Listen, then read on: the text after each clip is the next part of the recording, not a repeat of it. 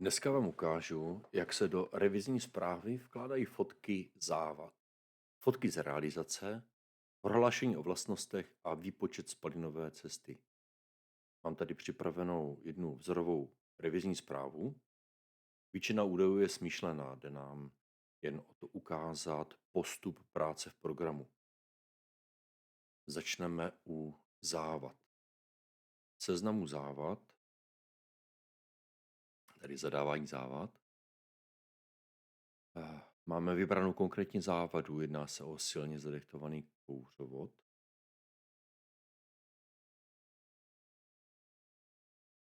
K této závadě máme připravenou fotku.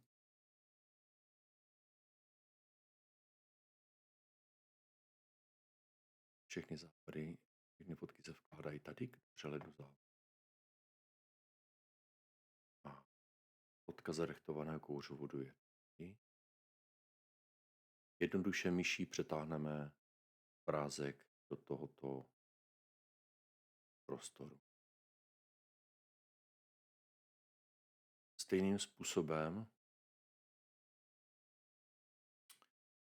vložíme obrázek i k této závadě. Vnitřní povrch komínu je silně zadechtovaný.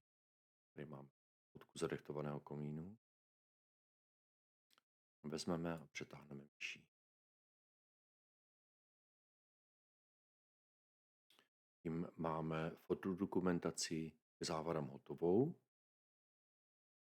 Teď se podíváme na fotky z realizace. Ty se vkládají v části podklady.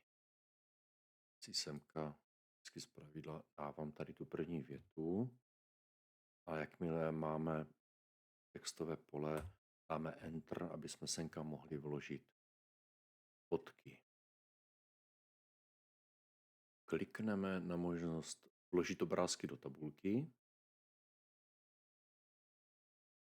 a z připravených fotek tam vložíme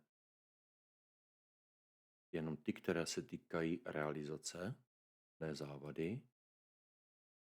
Podržím si tlačítko CTRL a označím myší všechny obrázky, které tam chci vložit.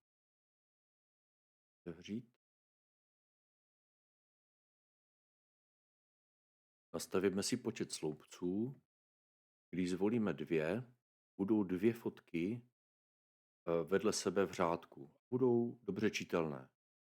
Když zvolíme 3 nebo 4, budou menší a vejde se jich víc na jednu stránku. Já většinou nechávám 2. Potvrdíme, vložíme obrázky. Tyto názvy si můžeme kdykoliv upravit.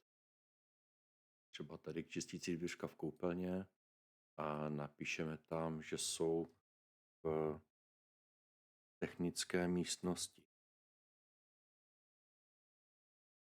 Nebo tady ta fotka, nazveme ji nadstřešní část.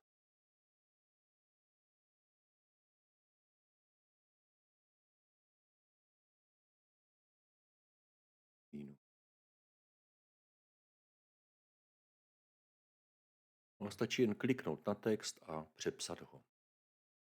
Teď se podíváme, jak do revizní zprávy vložit PDF soubory. Například prohlášení o vlastnostech. Tak, PDF soubor jednoduše jsme náhled na tisk. Teď jednoduše vezmu prohlášení o vlastnostech a myší ho přetáhnu jenom do tohoto okna s přílohami. Počkám, až se zobrazí potvrzení o úspěšném nahrání. A pokud máte pomalejší internet nebo používáte hotspot, může to chvilku trvat. A stejným způsobem tam vložím i výpočet spalinové cesty. Tak, teďkom jsme měli revizi, která obsahovala 7 stránek. Potom, co jsme vložili ty přílohy, tak si znova načteme, zavřeli jsme, dáme náhled a tisk a máme tam stránek 15, protože tam máme právě vložené tyto přílohy. Prohlášení o vlastnostech a výpočet spalinové cesty. Můžeme se podívat, jak to všechno vypadá. Tady je fotka zadechtovaného komínu, tady je fotka zadechtovaného kouřovodu, tady jsou fotky z realizací, je tady upravený nadpis na střešní část komínu a tady čistící dvířka v technické místnosti, tak jak jsme si to přepisovali. A tady máme to prohlášení o vlastnostech na 2 stránky a výpočet spalinové cesty. Celkem máme zprávu, revizní zprávu z 13 stran. Všechno je přehledné, uložené přímo v revizní zprávě. Nemusí se to posílat zvlášť, už je to přímo v tomto PDF souboru. V dalším kroku si ukážeme video, jak udělat celou revizi od začátku do konce rychle a efektivně. Pokud vás to zajímá, dejte odběr nebo napište do komentáře, co byste chtěli vidět příště. Mějte se.